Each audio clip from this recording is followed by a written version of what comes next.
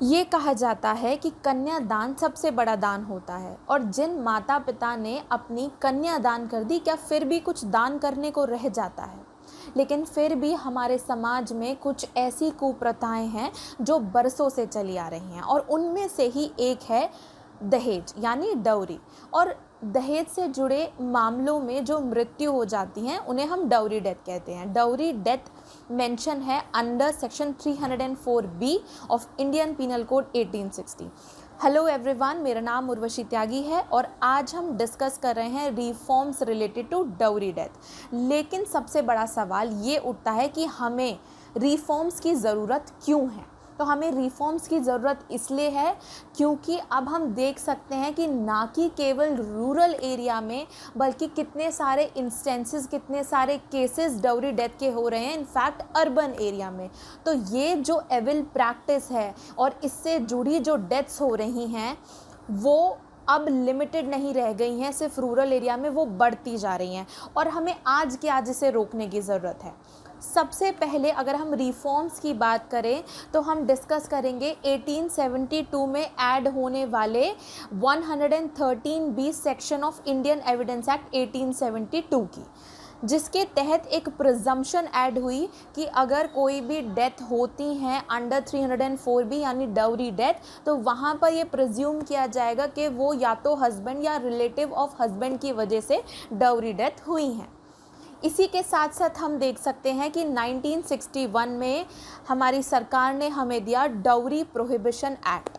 डौरी prohibition act 1961 के under अगर कोई भी पर्सन डौरी लेते और डौरी देते हुए यानी दहेज का लेना और दहेज देना दोनों को ही पनिशेबल बनाया गया। तो कोई भी पर्सन, कोई भी फैमिली शादी से पहले, शादी के वक्त या शादी के बाद किसी भी तरीके का दहेज ले रही है या दहेज दे रही है तो उनको इस एक्ट के अंडर पनिशमेंट ज़रूर मिलेगी।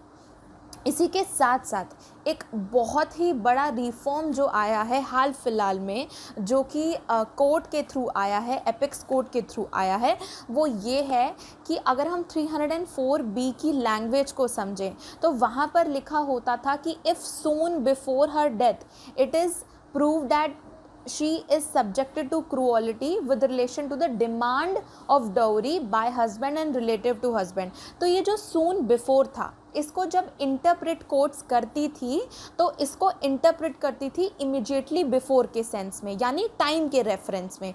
और आज के टाइम में सबसे बड़ा रिफॉर्म, सबसे बड़ा चेंज जो आया है वो ये आया है कि सेक्शन 304B का एम्बिट जो है वो बहुत ही वाइड हो गया है, वो बढ़ गया है, जो कि एक अच्छी बात भी है। कैसे? ऐसे कि अब सून बिफोर का मतलब इमीडिएटली बिफोर ही नहीं रह गया है।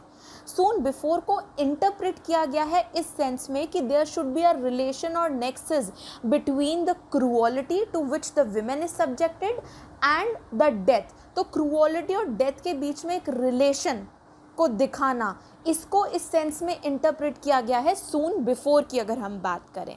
तो कहीं ना कहीं हमारी कोर्ट्स, हमारी अथॉरिटीज़ काफ़ी अवेयर हुई हैं इस चीज़ के बारे में और ये समझती हैं कि हाल फिलहाल में भी बहुत सारे इंस्टेंसेस डौरी डेथ के बढ़े हैं।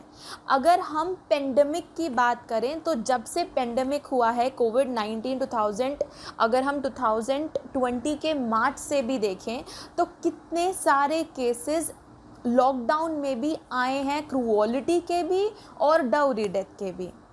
इसी के साथ साथ अगर हम कुछ फैक्ट्स देखें तो 2019 के एक सर्वे के अकॉर्डिंग करीब 7,115 अप्रॉक्स केसेस आए जो कि रजिस्टर्ड हुए अंडर सेक्शन 304B।